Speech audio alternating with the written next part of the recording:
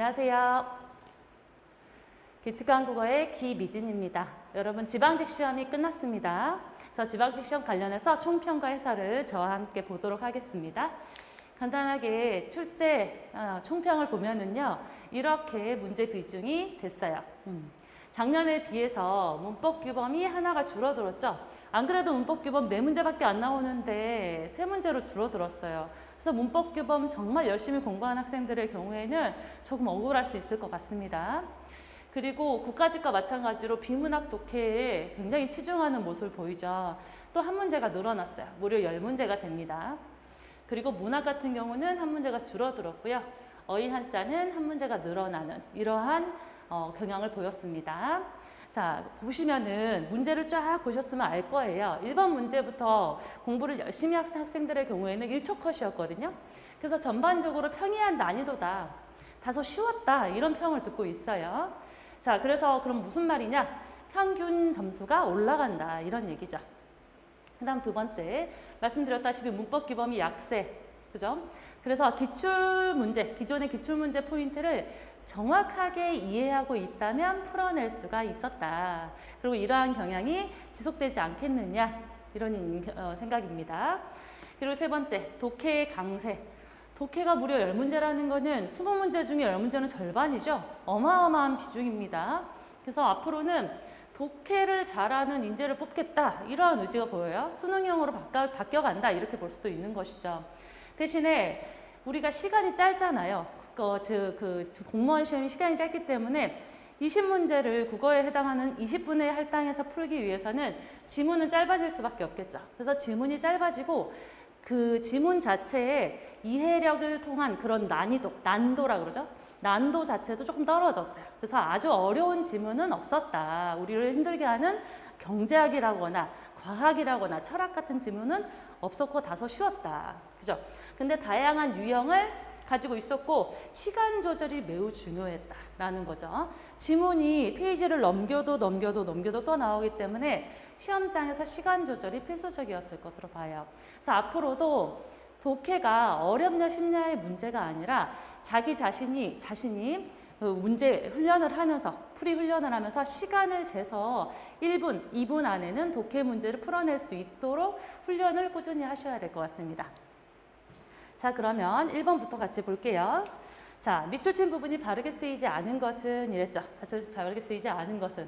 이거 시험 보기 바로 전주에 제가 말씀드렸어요. 정답 2번, 1초 컷이라 그랬죠. 몇 월 며칠이야? 라고 했을 때 이거를 전국의 수험생 중에 몇 일로 보는 학생은 없을 것이다. 열심히 공부했다라고 한다면 며칠이라고 쓴다라는 거는 알고 있죠. 이거는 일종의 상식이라고도 볼 수가 있어요. 그래서 이거는 몇 월, 몇 달 이런 것과는 다르게 취급을 하고요. 요거는 어원이 분명하지 않아서 원형을 밝혀졌지 않는 케이스다, 이렇게 되는 거죠. 1번에 웬일이야 라고 했어요. 이거는 왜하고 왜를 구별하는 것이었죠. 그래서 이 왜의 경우에는 왜인지의 준말로 쓰이는 왠지라고 할 때 요때만 쓰는 경우고요. 나머지는 다 이러한 형태를 쓰게 되죠. 그래서 웬일이야 라고 했을 때 웬일은 명사예요. 하나의 명사로 사전에 올라가 있습니다. 또는 이런 것도 있죠. 어머, 웬 돈이니? 이런 식으로 해서 관형사로 쓰이는 웬도 있습니다. 하지만 왜인지의 준말인 왠지 외에는 다 우에의 형태를 쓴다는 거 알아두시면 되겠고, 3번에 손바닥, 발바닥에 굳은 살이 생기다 라고 했을 때는 박이다를 씁니다. 박히다가 아니라 박이다를 쓰는 게 맞고요. 그 다음에 의뢰 친구들과 야구를 한다 라고 했을 때 의뢰가 아니라요, 레를 쓰게 되죠. 그래서 모음을 단순화한 형태로 표준어로 삼는다의 규정에 따른 거예요. 그래서 뭐 게시판, 캐캐 묵다 이런 것도 마찬가지로 다 단모음으로 쓰게 되는 것이죠. 자, 그 다음에 2번. 조사의 쓰임이 옳은 것은 이라고 했죠. 이것도 로서로서 쓰임 정확하게 구별하고 있으면 쉽게 풀 수 있었던 문제죠. 로서하고 로서 우리 여러 번 봤어요. 자, 로서는 뭐다? 지위, 자격, 신분이다. 나머지는 다 로서를 쓴다. 이렇게 했으면 아주 쉽게 풀 수 있었어요. 그러면 지위, 자격, 신분이 아닌 건 다 로서다 라고 했을 때 딸로서 부족함이 없었다. 이거 로서 써야 되는 것이고 로서로 쓰였을 때는 지위나 자격이나 신분이어야 되는데 둘 다 지위나 자격, 신분이 아니었기 때문에 정답은 3번 이렇게 나와줄 수밖에 없는 것이죠. 좀 더 구체적으로 보면은 지위, 자격, 신분의 로서를 쓰고요. 요거는 대화로서, 수단과 도구를 나타내는 로서의 쓰임이 되겠고요. 3번과 4번은 로서의 쓰임 중에서 시간을 셈할 때 셈에 넣는 한계라거나 아니면 어떤 일의 기준이 되는 시간을 나타낼 때 쓰는 격조사가 되는 것이죠. 그래서 둘 다 로서를 써야 돼요. 자, 3번. 요 3번 문제가 많았죠, 여러분. 그래서 이거 어떻게 될지 모르겠다 이렇게 생각하시는데 뜻풀이가 일단 옳지 않은 것으로 정답으로 발표된 거는 1번이었어요. 그래서 반나절은 하루 낮에 반이 아니라 하루 낮에 반의 반 이렇게 해석을 할 경우에는 1번이 정답으로 처리가 되는 것이죠. 하지만 이건 이제 출제 오류라고 보는데요. 이 반나절의 뜻이 하루 낮에 반이라는 뜻도 사전상에 분명히 존재를 합니다. 그래서 두 가지 뜻 중에 첫 번째 뜻에 해당하면 옳은 선지가 되는 것이고 두 번째 뜻에 하루 낮에 반이라는 뜻에 해당하게 되는 경우에는 이 1번이 정답이 될 수가 없는 것이죠. 왜? 이거는 옳은 것이 돼버리기 때문에. 그래서 1번이라고 정답을 계속 유지할 것인지 아니면 1번 선지 자체를 잘못된 오류로 봐서 정답 없음으로 처리할지는 조금 더 지켜보셔야 될 것 같아요. 현재 사전상의 뜻풀이로 따질 때는 1번의 뜻이 옳지 않다고 보기는 어렵다. 그래서 이걸 옳다고 볼 수 있다면 정답 없음으로 처리하는 게 맞지 않나 이렇게 생각합니다. 자, 그 다음 4번. 미추진 부분과 바꿔 쓸 수 있는 관용 표현으로 적절하지 않은 것은 이라고 했어요. 관용구로 적절하지 않은 것. 정답 2번이었죠. 그가 중간에서 연결해주다라는 내용을 호흡을 맞추다로 바꿀 수 있느냐 이런 얘기죠. 그렇지 않죠. 호흡을 맞추는 거는 일을 할 때 서로 행동이나 의향을 잘 알면서 처리해 나가다라는 뜻이죠. 연결해주다는 뭐예요? 서로 여럿을 이렇게 이어주는 내용이죠. 그래서 이 호흡을 맞춰가 아니라 오히려 뭐 다리를 놓아주었다 이런 식으로 바꿔 쓸 수 있는 것이지 어울리지 않는 관용구가 되겠습니다. 자, 그 다음 5번. 기역 리을에 대한 설명으로 옳지 않은 것은 이랬어요. 춘향전에 대한 내용이고요. 1번을 보시면은 서리적 표현을 써가지고 춘향이도 천중전을 당연히 알 것이라는 점을 서술하고 있다. 이 문제 자체는 춘향전의 내용을 묻는다기보다는 서리적 표현, 서리법 아느냐, 비유법 아느냐, 음성상징어, 편집자적 논평 아느냐, 지식형 문제가 되는 거예요. 그래서 서리적 표현은 뭐예요? 서리법이죠. 서리법이라는 거는 의문의 형식을 통해서 쉽게 판단할 수 있는 내용을 상대방이 생각할 수 있도록 하는 거죠. 그래서 뭐뭐 하지 않는가, 뭐뭐 하지 않으냐 이런 식으로 쓰이죠. 근데 기억을 보면은 춘향이도 또한 청조유자 훈중절을 뭐를 쏘냐라고 하면서 을 쏘냐라고 하는 의문의 어미를 쓰면서 서리적 표현을 썼다라고 알 수 있죠. 그래서 1번은 맞습니다. 그 다음 2번. 비유법을 사용하고 음양이 조화를 이룬 아름다움의 봄날의 풍경이냐라고 했어요. 비유법은 직유법이라거나 은유법이라거나 의인법이라거나 이런 걸 얘기합니다. 다른 것에 빗대는 거죠. 보시면 황금 같은 꾀꼬리 이러면서 직유법이 쓰였어요. 즉 비유법이 쓰였다는 걸 알 수 있고요. 그 다음에 꾀꼬리가 쌍쌍이 날아든다 라고 했죠. 녹양방초라고 했어요. 그래서 녹음방초 이랬죠. 그래서 봄이 와가지고 꾀꼬리가 쌍쌍이 이렇게 날아온다 라는 얘기죠. 쌍쌍이라는 거는 그게 음과 양의 조화를 상징하는 내용이다 이렇게 볼 수가 있어요. 그래서 2번은 맞습니다. 다음 3번. 음성 상징어를 사용해서 춘향의 그네 타는 모습을 시각적으로 서술했냐. 이때는 음성 상징어가 뭔지 알아야 되겠죠. 우리 이미 배웠어요. 음성 상징어는 의성어, 의태어, 즉 소리를 흉내내거나 모양을 흉내낸 말들을 가리킵니다. 그게 쓰였느냐 하면은 여기 보면은요. 흔들흔들 이렇게 나오죠. 펄펄 이런 모양 의태어가 나오고 있죠.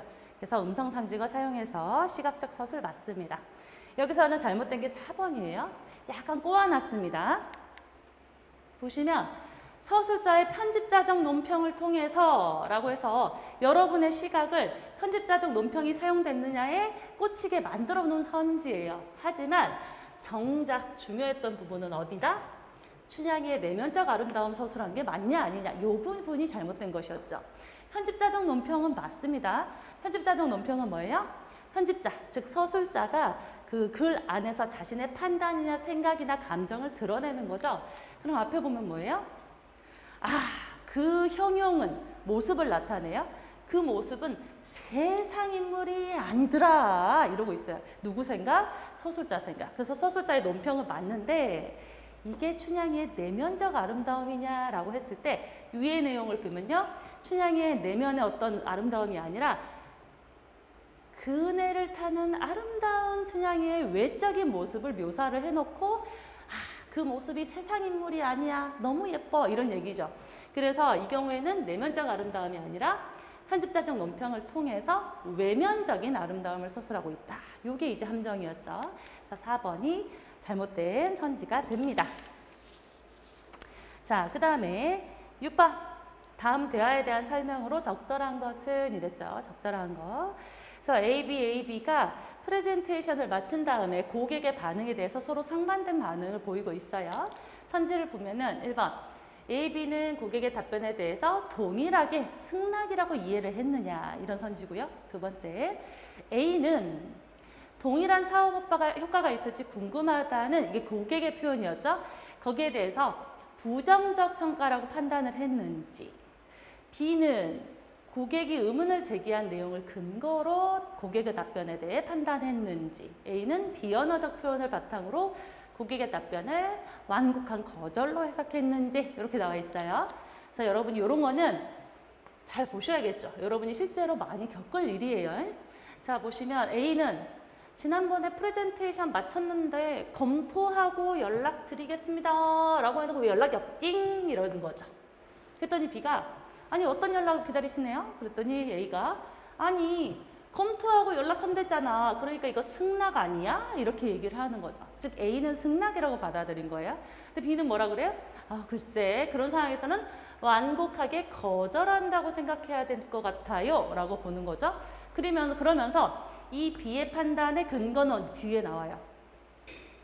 해당 고객이요. 이전과 동일한 사업적 효과가 있을지 궁금하다. 효과가 있을까 모르겠네요. 이렇게 궁금해했던 것이 저는 기억난다. 이런 얘기죠. 이걸 보면은 알 수 있다라는 얘기죠. 그죠? 그래서 B의 근거는 요거다. 이런 얘기예요. 그랬더니 A가 맞아요. 라고 해놓고 근데 궁금하다고 했잖아요. 그러니까 궁금한 거지 사업을 수용하지 않겠다는 노는 아니잖아요. 이렇게 해석을 하는 거죠. 굉장히 긍정적이에요. 네, 그렇죠? 낙관적입니다. 답변할 때도 표정도 좋고요. 박수도 쳤고요. 목소리도 부드러웠어요. 이런 걸로 판단을 해도 될 건지. 그죠? 자, 1번. A와 B는 동일하게 이해한 게 아니죠. 승낙과 거절로 서로 다르게 이해를 했고요. 2번. A는 부정적 평가라고 판단한 게 아니라 단순히 궁금해한다 라고 생각했죠. 그래서 2번도 잘못된 것이고 3번은 이 사람, 고객이 제안한 의문을 제기한 내용을 근거로 해서 B는 고객의 답변이 완곡한 거절이라고 생각을 했기 때문에 3번은 옳은 선지다 이런 얘기죠. 그 다음에 4번 A는 완곡한 거절로 해설했느냐? 아니죠. A는 계속해서 긍정적인 사람이었어요. 승낙으로 자꾸 생각을 하고 있어요. 그리고 비언어적 표현이 나왔는데 여기서는 비언어적 표현뿐만 아니라 반언어적 표현도 사용됐다 이렇게 볼 수 있어요. 이건 약간 이제 공부하는 내용인데 말을 할 때 우리가 언어를 사용해서 말을 하죠. 그때 비언어적 표현이 있고요. 그 다음에 반언어적 표현이 있어요. 참고로 알아두세요. 비언어적 표현은 언어가 아닌 것들이죠. 그래서 표정 같은 게 바로 비언어적 표현, 몸짓, 손짓, 말이랑 상관없는 것들, 하지만 의사소통에 사용되는 것들이 비언어적 표현이에요. 자, 그다음에 반언어적 표현은 뭐냐면 반틈 언어적인 표현이다 이런 얘기죠. 반틈. 이게 무슨 말인가? 말을 할 때 목소리, 억양, 높낮이 이런 거 있잖아요. 이런 게 바로 반언어적 표현이죠. 그래서 여기서 목소리도 부드러웠다. 그래서 여기서는 반언어적 표현도 쓰였다. 이렇게 볼 수 있죠. 어쨌든 비언어적인 표현인 표정을 바탕으로 판단을 했다고는 볼 수 있어요. 하지만 결론적으로 이 사람은 승낙이라고 생각했기 때문에 4번이 잘못된 것이죠. 자, 그 다음에 7번 다음 글의 내용과 부합하지 않는 것은 이라고 했어요. 부합하지 않는 것은 요거 같은 경우에는 강신재의 젊은 느티나무 이렇게 돼 있어요. 요거는 이 부모가 재혼해가지고 오누이가 된 젊은 남자의 사랑 이야기입니다. 이제 비극이죠. 비극. 그래서 요 부분에 대해서 독해처럼 풀어내는 문제였어요. 자, 1번. 나는 현규도 나와 같은 감정을 갖고 있기를 기대했나? 라는 건데, 여기서 이제 주인공 여자분이 현규에 대해서 나랑 같은 감정을 갖길 바랬냐? 이 부분 나오죠. 나는 또 물론 그도 나와 마찬가지로 같은 일을 생각하고 있기를 바란다. 이 부분을 통해서 1번이 맞다. 이렇게 알 수 있고요. 그 다음에 2번. 나와 현규는 혈연적으로 아무런 관계가 없는 타인이며 법률상 오누이다. 라는 거는 앞에 나오죠. 무슈리와 엄마는 재혼한 부부다. 현규와도 마찬가지다. 그와 나는 그런 의미에서 순전한 타인이다. 이런 얘기죠. 단순히 오누이다. 그죠? 이런 얘기예요. 법적인 오누이. 그래서 2번도 맞고요. 그 다음에 3번. 나는 현규에 대한 감정 때문에 이 무슈리를 아버지로 부르는 것에 거부감을 갖고 있다. 글의 처음에서 아주 쉽게 나옵니다. 왜 아버지라고 못 부르냐라고 했더니 둘이 재혼했는데 아버지를 부르기 어려운 것은 그런 말을 발음해 본 적이 없는 습관 때문이다 라고 했어요. 아버지가 없이 살았으니까 아버지란 말이 익숙하지 않았다 이런 얘기를 하는 것이지 이게 이 사람이 가지고 현규에 대한 감정 때문이다 이런 얘기는 없어요. 그래서 3번이 부합하지 않는 선지죠. 그 다음 4번. 나는 약간 추론선지예요. 사회적 인습이나 도덕률보다는 현규에 대한 나의 감정에 충실하고 싶어한다. 감정에 충실하고 싶다 이런 말은 없지만 여기에서 뭐라 나오냐면 자, 순전한 타인이다. 하지만 우리를 비끄러매는 그 형식이 결코 오누이라는 것이어서는 안 될 것이다. 그죠? 나는 나와 마찬가지였으면 좋겠다. 아, 나는 행복해질 수 없는 걸까? 행복이란 사람이 그것을 위하여 태어나는 그 일을 말함이 아닌가라는 거죠. 그래서 법률상 오누이라는 관계보다는 자신의 행복에 더 집착하고 있는 내용을 모습을 보이고 있죠. 그래서 4번은 옳다라고 추론해낼 수가 있어요. 그래서 이런 선지가 나오는 경우에는 상대적으로 이게 너무 아니기 때문에 4번은 옳을 수도 있다. 이렇게 보셔야 되는 거예요. 그 다음에 8번. 글쓴이의 견해에 부합하는 대응으로 가장 적절한 것은 이라고 했어요. 살짝 헷갈릴 수 있어요. 그래서 이런 경우에는 글쓴이의 견해가 무엇인지 확실하게 탁 찍어놓고 거기에 딱 들어맞는 선지를 골라야 돼요. 왜냐하면 그냥 보면 1, 2, 3, 4번 반응이 다 비슷비슷해요. 뭐 괜찮아요. 창문 열고 피우세요. 안 피우시면 좋겠어요. 표도 그렇고 앙표도 그렇고 이렇게 보이죠. 하지만 분명히 다르다는 거는 글쓴이의 견해에 비추어 보면 다르다. 글쓴이의 견해는 뭐냐면 정중하고 단호한 태도를 보이라는 거예요. 그래서 이 단호한 태도 이게 무엇이냐면 다른 사람의 권리는 침해하지 않으면서 자기의 권리를 존중하고 지켜야 된다 이거예요. 이게 중심 포인트입니다. 다른 사람 권리 침해하지 않으면서 내 권리는 지킨다 이런 얘기예요. 그러면서 마지막에 당신의 차 안에서 누가 담배를 피우려고 하는데 당신은 담배 연기를 싫어하고 건강에도 나빠져서 너무 싫대요. 즉 내 권리는 뭐예요? 담배 연기를 맡기가 싫어요. 근데 상대방의 권리는 뭐예요? 담배를 피우고 싶어요. 이때 상대방의 권리를 침해 안 하면서 내 권리를 찾는 게 무엇이냐 이런 얘기죠. 1번 좀 그렇긴 한데 담배 피우세요. 내 권리는 존중하지 못하고 남의 권리만 지금 존중해주는 표현이죠. 단호한 말하기가 아니란 말이죠. 2번 안 돼요. 흡연이 괴로워요. 참으세요.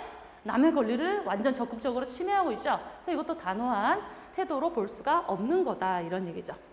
3번 안 피우시면 좋겠어요. 연기가 해롭잖아요. 내 권리에 대해서 얘기했어요. 난 안 피우시면 좋겠어요 라는 내 권리를 얘기하고 피우고 싶으시면 차를 세워드릴게요. 상대방의 권리도 침해하지 않고 있다. 그래서 3번이 정답.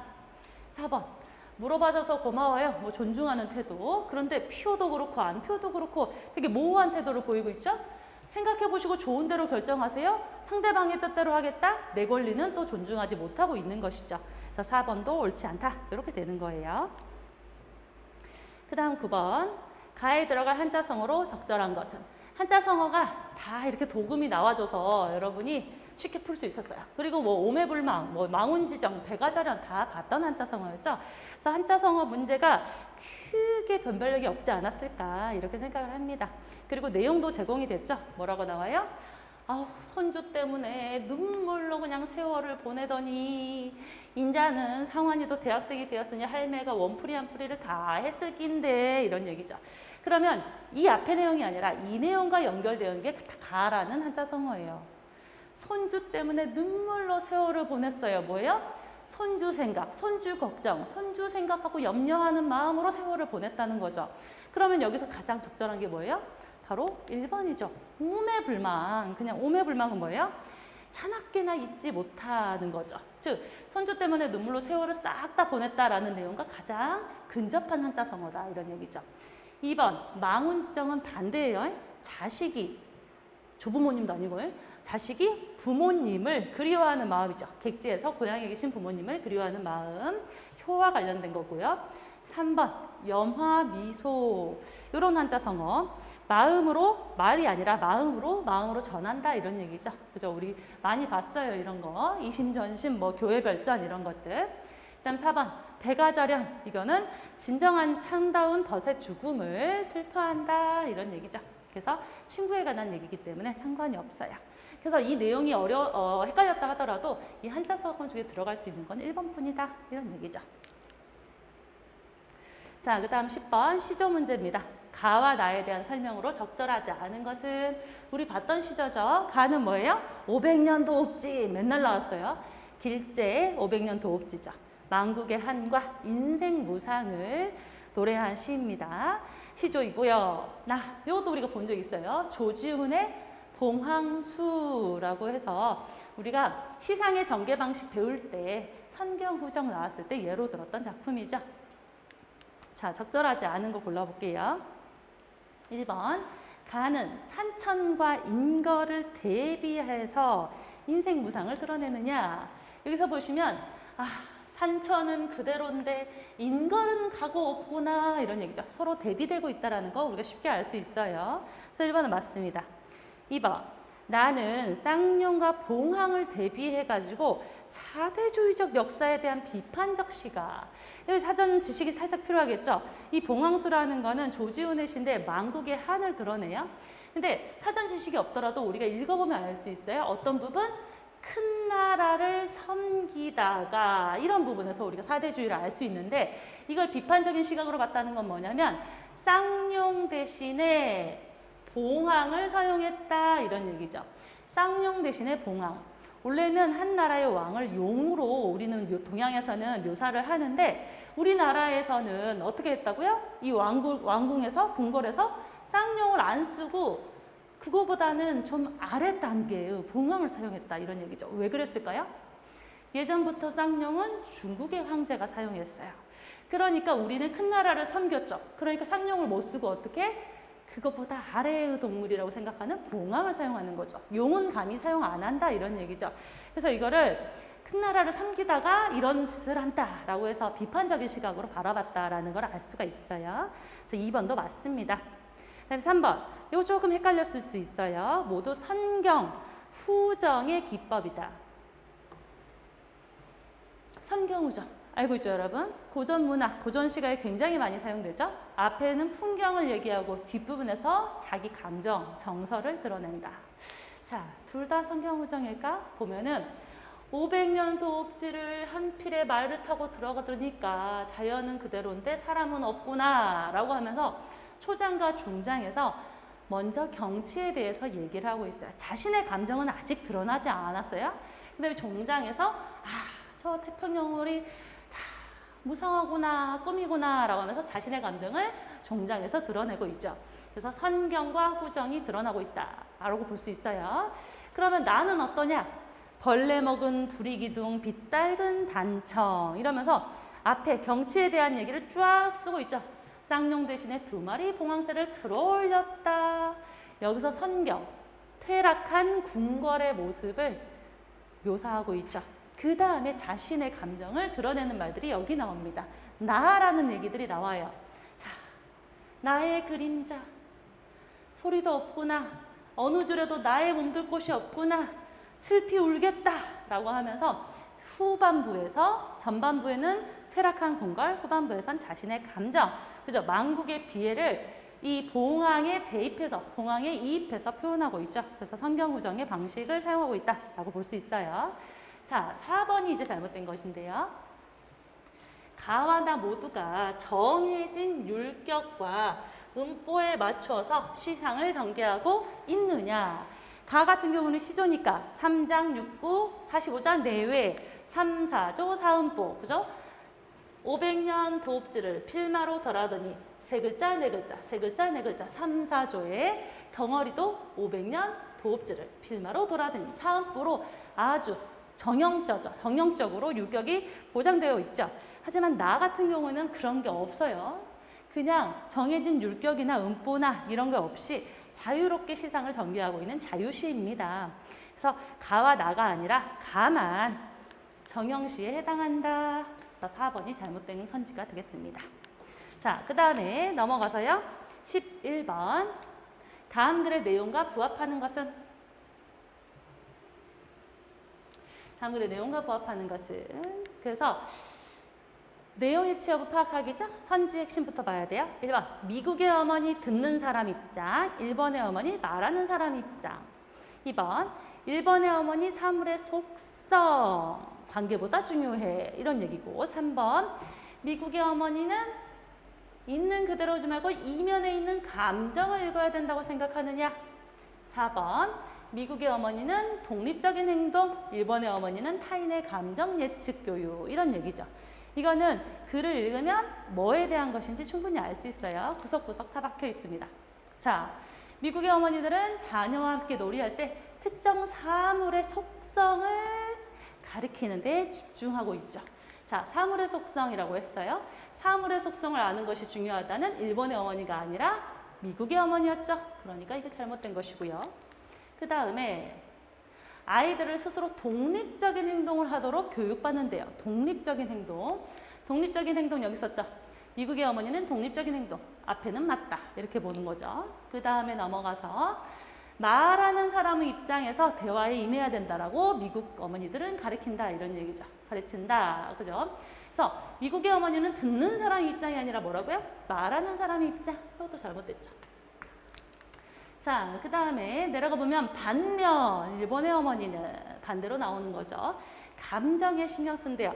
다른 사람과의 관계에 초점을 맞춰라, 이렇게 얘기를 하면서 행동에 영향을 받는 다른 사람의 감정을 미리 예측해야 한다라는 거죠.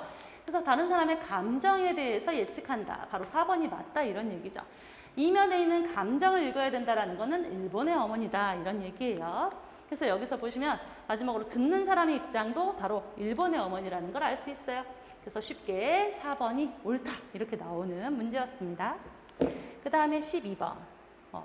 다음 글의 결론으로 가장 적절한 것은 이라고 했어요. 이것도 굉장히 쉬웠죠. 글이 짧고요. 우리가 알고 있는 내용이었어요. 그래서 결론이라는 거는 글의 중심 내용, 주제와 관련이기 때문에 글을 다 읽을 필요 없죠. 문단의 첫 줄 정도 또는 마지막 문단 정도 읽어주시면 되는 거예요. 자, 인공지능 AI 비즈니스 패러다임을 획기적으로 바꿨다. 오케이, 뭘 바꿨나 봐야 되겠죠? 쭉 보니까 인공지능이 사람보다 똑똑해질 수 있는지는 차치하고, 자, 사람보다 똑똑한지 여부는 관심이 없어요. 필자는 뭐에 관심 있어요? 인공지능은 뭐라고요? 사람을 게으르게 만들 수 있지 않을까? 문제 제기를 하기 시작합니다.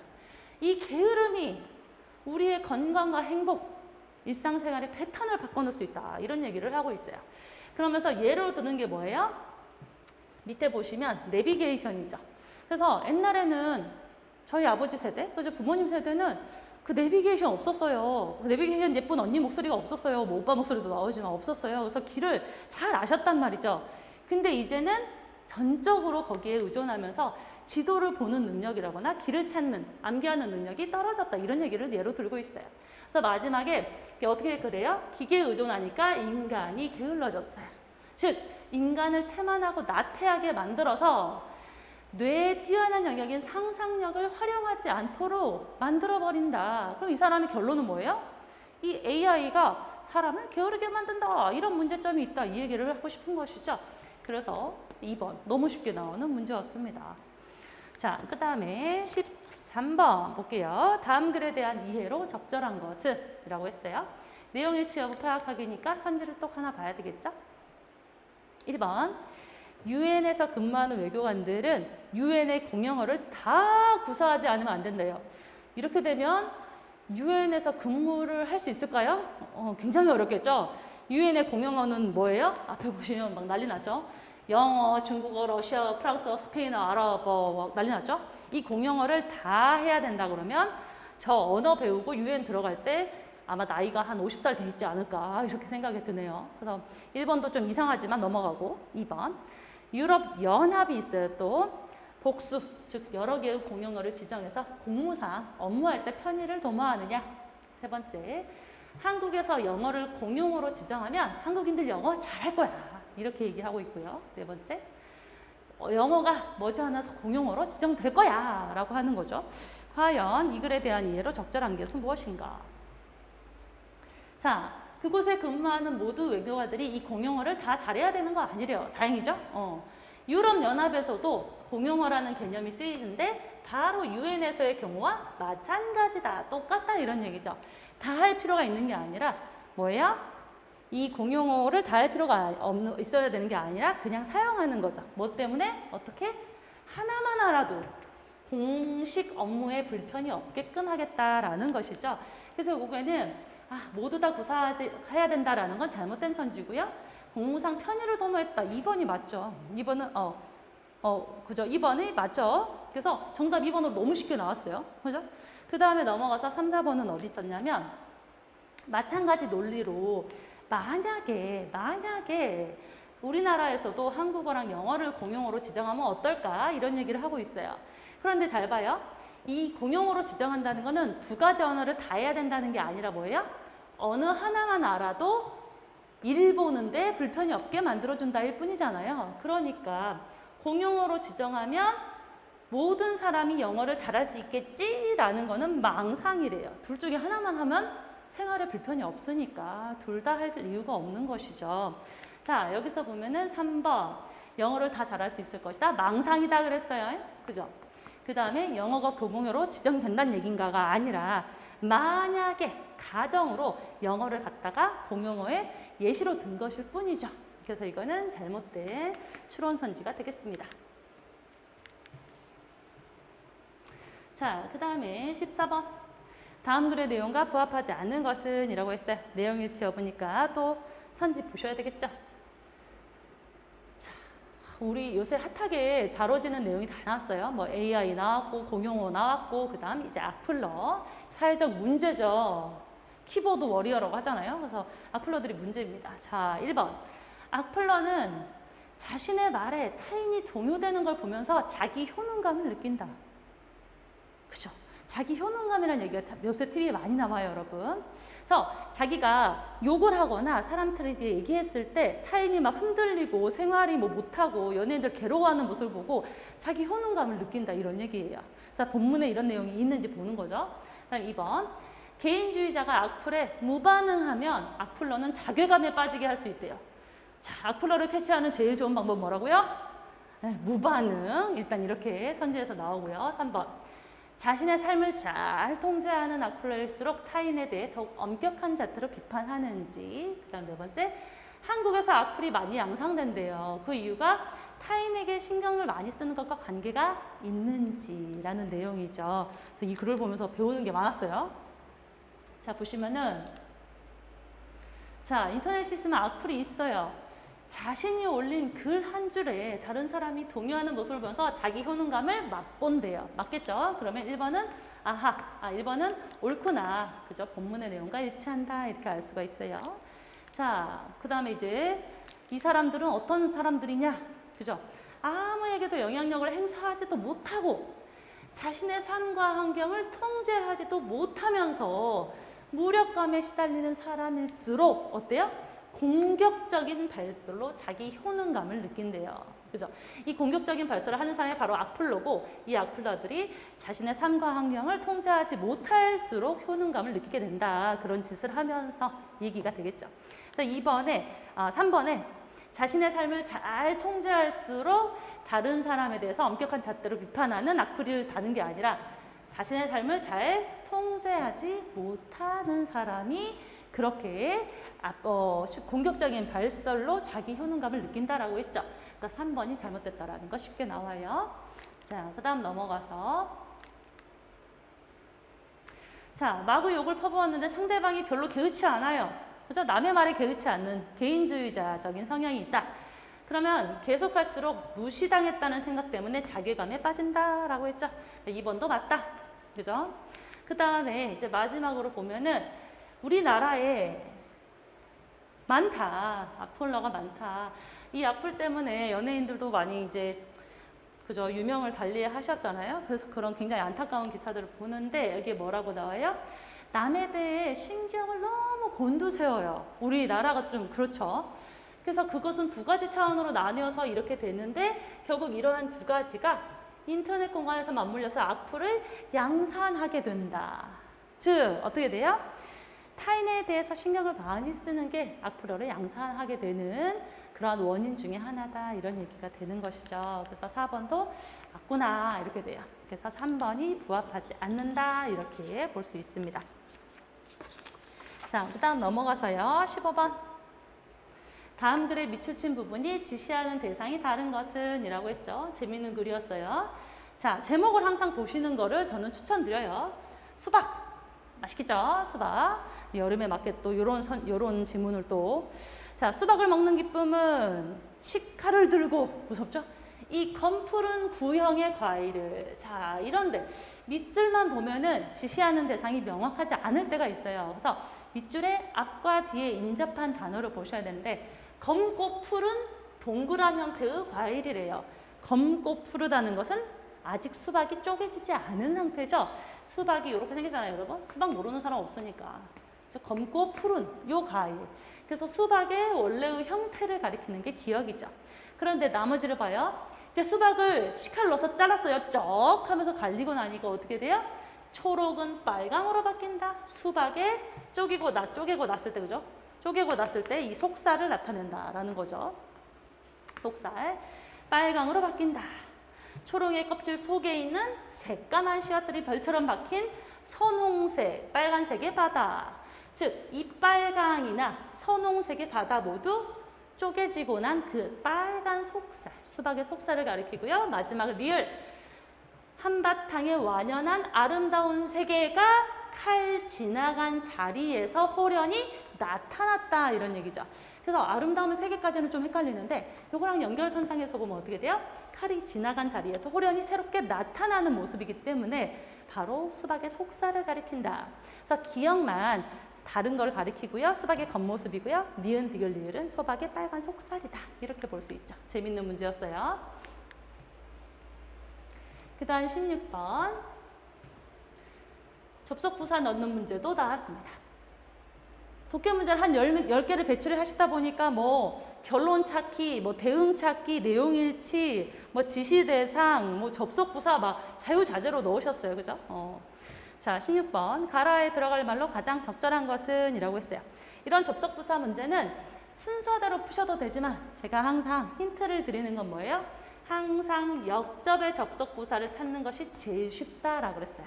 그래서 앞에 말과 이 접속부사가 지나가고 그 다음 말이 반대되거나 불일치되는 내용이 들어가면 이 부분에 뭐가 들어간다? 그러나, 하지만, 그렇지만 이런 역접의 접속부사가 들어가겠죠. 그래서 순서대로 푸셔도 되고요. 이 내용을 쫙 읽으면서 또는 선지를 보면서 이렇게 그렇지만 하지만 뭐 그러나 하지만 이런 식으로 역접의 접속부사가 있는 부분부터 확인을 하셔도 빠르게 문제를 풀 수 있는 요령이 되겠어요. 우리는 처음부터 한번 보도록 할게요. 자, 보세요. 이 정철, 윤선도 이런 분들은 우리말로 시조나 가사를 썼대요. 자, 가 앞에를 봅니다. 정철, 윤선도, 이황은 양반 중에서도 양반이 없다. 양반이란 얘기를 하고 가가 들어온 다음에 그들이 우리말로 작품을 썼던 걸 봤을 때 양반들도 한글을 쓰는 것을 즐겨했다는 것을 부정할 수 없구나. 양반이라는 내용하고요. 그 다음 양반도 한글을 즐겨 썼대요 라고 하는 것이죠.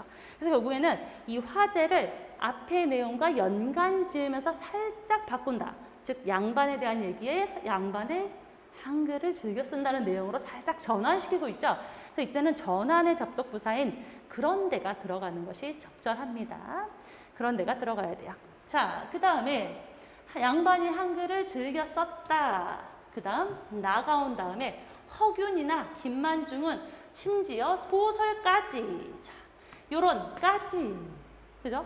이러한 까지와 같은 보조사 중요하죠. 그죠? 심지어 너까지 추가나 보충적인 내용이라는 걸 알 수가 있어요. 그래서 양반이 한글을 쓸 뿐만 아니라 더 나아가서 첨가, 보충해서 심지어 소설도 썼대요. 이런 얘기죠. 그래서 뭐 게다가, 뭐 더구나, 뭐 이런 식으로 첨가나 보충적인 접속 부사가 오는 것이 적절하겠죠.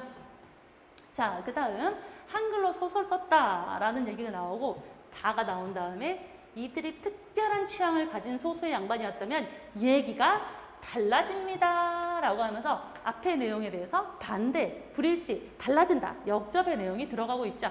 그래서 다에는 역접의 접속부사, 그렇지만, 뭐 하지만, 그러나 이런 게 들어가는 것이 적절하겠죠. 그 다음에 마지막 이 라 앞뒤를 보면은 어떻게 되느냐. 호질이라는 작품은 한문으로 쓰여 있대요 라고 한 다음에 라 뒤에서는 뭐예요?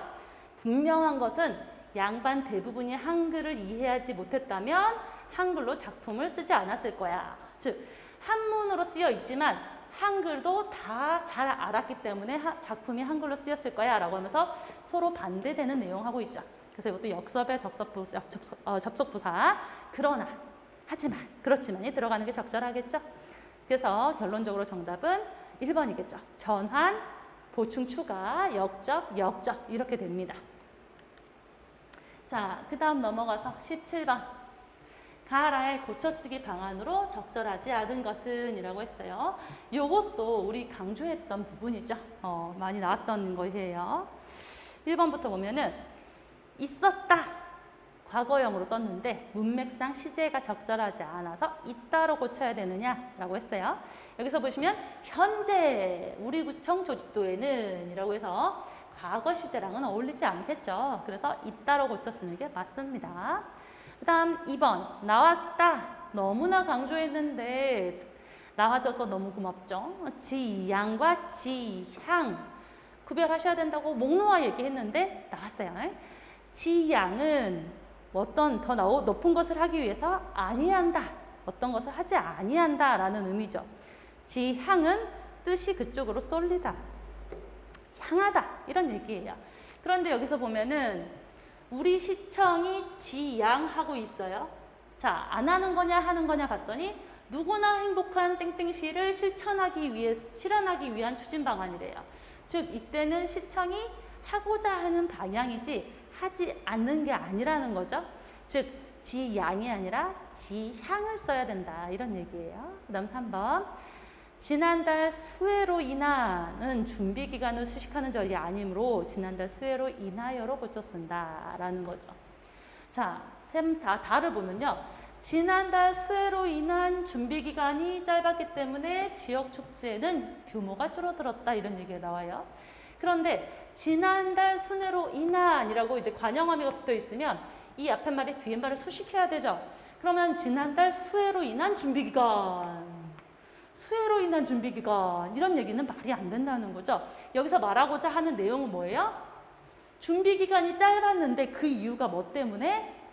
수해 때문에 라고 얘기하고 싶은 거잖아요. 수해를 입었기 때문에 준비기간이 짧아서 이렇게 얘기하고 싶은 거잖아요. 그래서 수해로 인한 준비기간이라고 쓰는 건 어울리지 않고요. 수해로 인하여, 그죠? 수해를 원인으로 하여라고 들어가야 되기 때문에 지난달 수해로 인하여 그것을 원인으로 하여 준비기간이 짧았다. 이렇게 들어가는 것이 맞겠죠. 그래서 3번은 옳은 고쳐쓰기가 되겠습니다. 자, 그럼 마지막 4번. 이것도 열심히 제가 강조했어요. 자, 공과금을 내야 금융기관에 납부하지 않으면 이라고 했죠. 맞죠? 납부는 내가 내는 거예요. 그러면 금융기관이나 아니면 우리가 접수 서류를 낼 때도 어디로 가요? 접수해주는, 접수처로 가죠. 그래서 이때 납부에서 반대하는 거는 수납이다 이런 얘기죠. 접수처랑은 조금 거리가 멀었네요. 근데 접수도 마찬가지. 우리가 서류에 대한 얘기도 제출과 접수 다르다 얘기죠. 제출과 접수. 그러면 돈을 낼 때도 낸다는 거는 납부지만 받는 것은 수납이에요. 그래서 내가 내고 있는 거죠. 지금 공과금을 금융기관에 납부하다. 그러니까 라는 적절하게 쓰였어요. 근데 여기서는 뭐로 고치라고요? 수납으로 고쳐 써라라고 했는데 수납은 금융기관에서 하는 거기 때문에 적절하지 않다. 그래서 4번이 잘못된 선지다. 이렇게 보시면 되겠죠.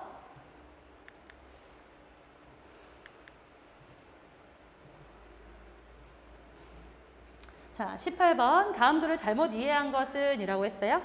이강백의 느낌, 극락 같은 이라는 희곡이죠. 희곡도 요새 가끔 나오죠. 이거 특이한 거예요. 불상, 부처님 상이죠. 불상의 제작에서 어떤 형태랑 내용을 둘러싼 이 인물들 간의 갈등을 통해서 주제에 접근하고 있어요. 그래가지고 여기서 두 인물이 나오는데 동현이라는 인물이 나오고 서현이라는 인물이 나와요. 그죠? 그래서 둘이 반대되죠. 동현은 형태를 중요시하고요. 서현은 부처의 마음이다, 내용을 중요시한다라고 해서 어떤 예술적 완성에 이르기 위해서는 한쪽에 치우치면 안 되고 균형을 이뤄야 된다라는 주제가 이 희곡의 내용이 됩니다. 자, 잘못 이해한 것을 보겠어요. 찾아봐야 되겠죠. 1번.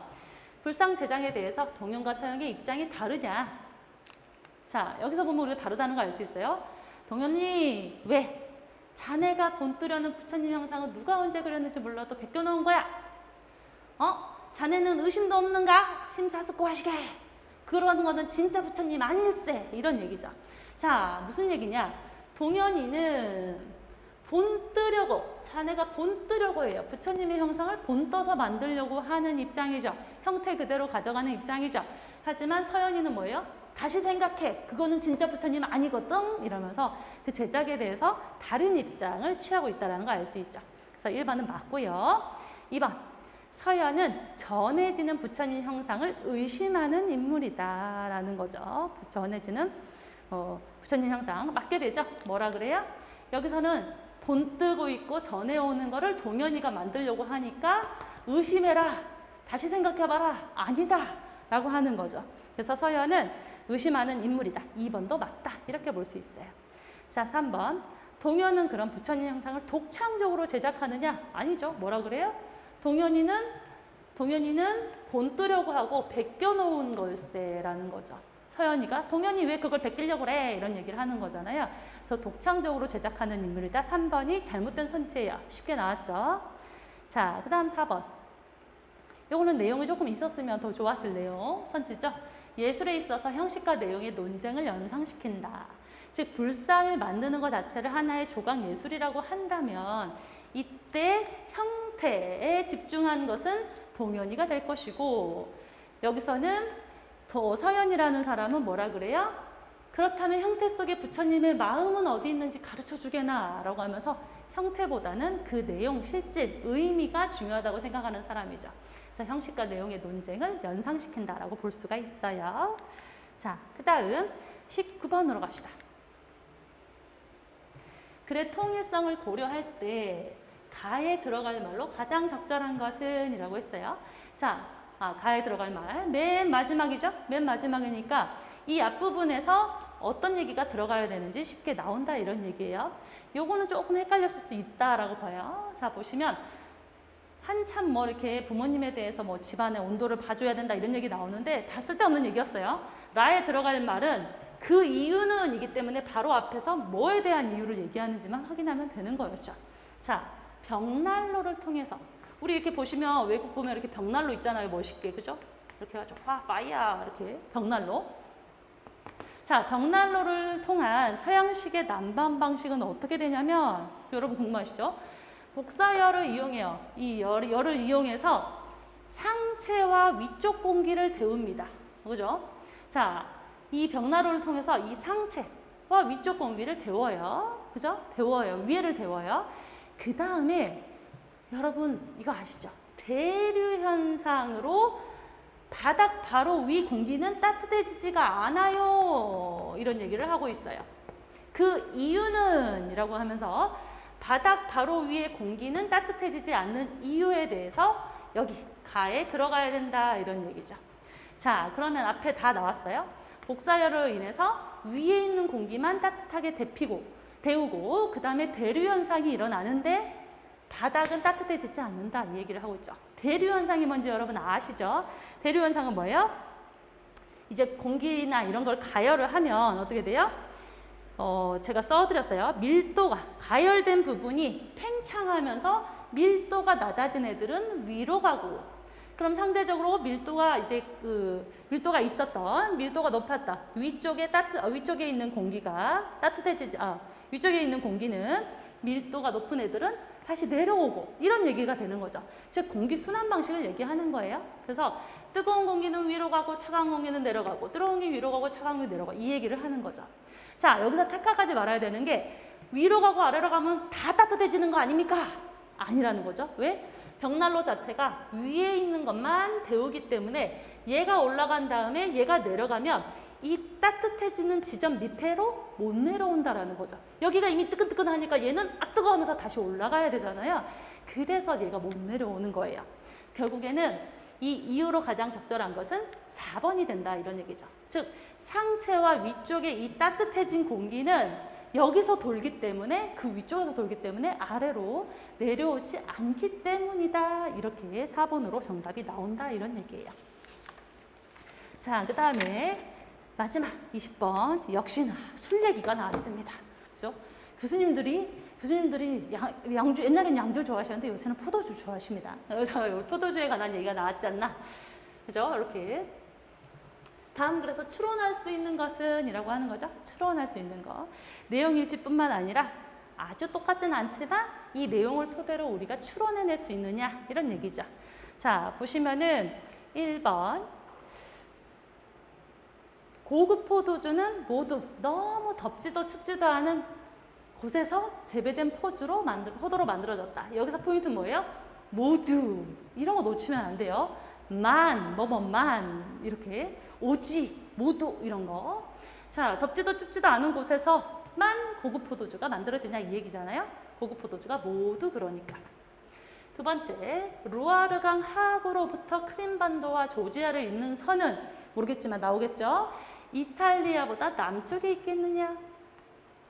3번, 유럽에서 일상적으로 마시는 식사용 포도주는 저렴한 포도주거나 고급 포도주에 물을 섞은 것이냐 이런 얘기죠. 술에다 물 섞는데요. 자, 다음 4번, 병에 담겨 코르크 마개를 끼운 고급 백포도주는 뭐예요? 하얀 거, 투명한 거, 그죠? 적포도주는 빨간 거, 그죠? 백포도주는 보관 기간에 비례해서 품질이 개선되지는 않을 것이다.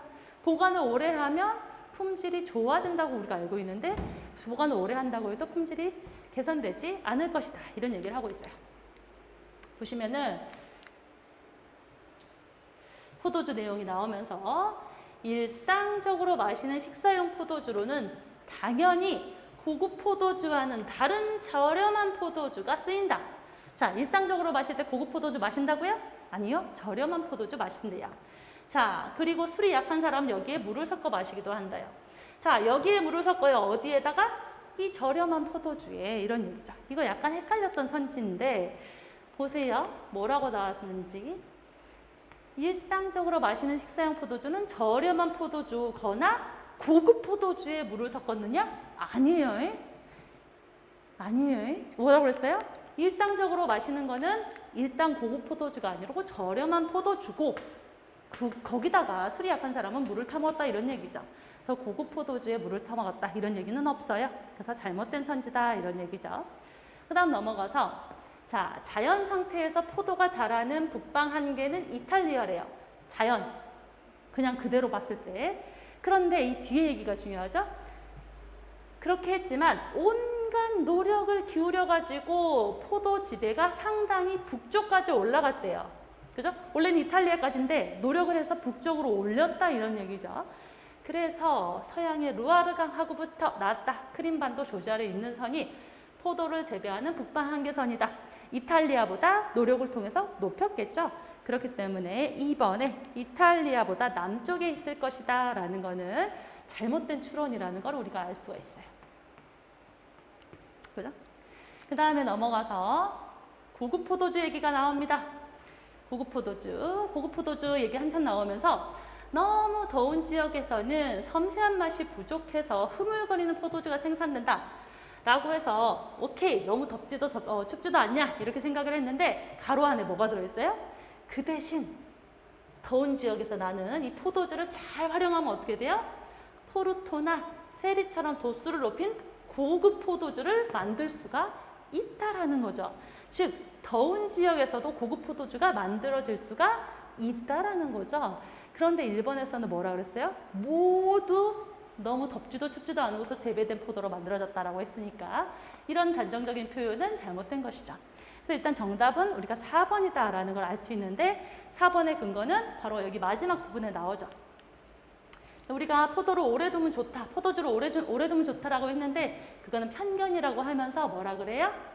시간이 흐를수록 품질이 개선되는 것은 일부의 고급 적포도주에만 한정된 이야기다. 그죠? 그것도 병에 담아서 코르크 마개를 끼워 보관해야 된다. 이런 얘기를 하고 있어요. 그러면 일부의 적포도주를 병에 담아서 코르크 마개를 막았을 때만 어떻게 된다?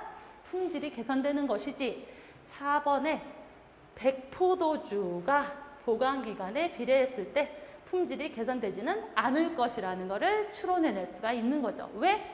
일부 적포도주만 그러니까 상대적으로 백포도주는 병에 담고 뭐 코르크 마개를 닫더라도 보관기간이 길어진다고 해서 품질이 개선되지는 않을 거다라고 우리가 추론해낼 수 있다는 거죠. 그죠? 그래서 4번이 우리가 적절한 추론이다. 이렇게 볼 수가 있는 겁니다. 됐습니다. 고생 많으셨어요.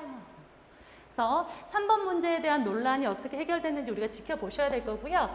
이와 같이 독해 문제가 많았지만 그렇게 어렵진 않았어요. 그래서 앞으로도 독해 문제가 문제 수로 압박을 할 때는 상대적으로 이 난도는 조금 떨어진다. 그러니까 겁먹지 않고 덤비는 것이 중요하고 시간 배분을 잘 하시는 게 항상 중요하다. 이렇게 말씀드려요. 그래서 앞으로도 남은 시험이 있지만 여러분이 이번 시험 문제풀이 한번 싹 하시고 자기가 뭐가 약한지 보신 다음에 다음 시험도 기출문제 그리고 자기가 모의고사 봤던 문제들을 자기가 약한 부분을 확인해 가면서 준비하는 것이 중요할 것으로 생각됩니다.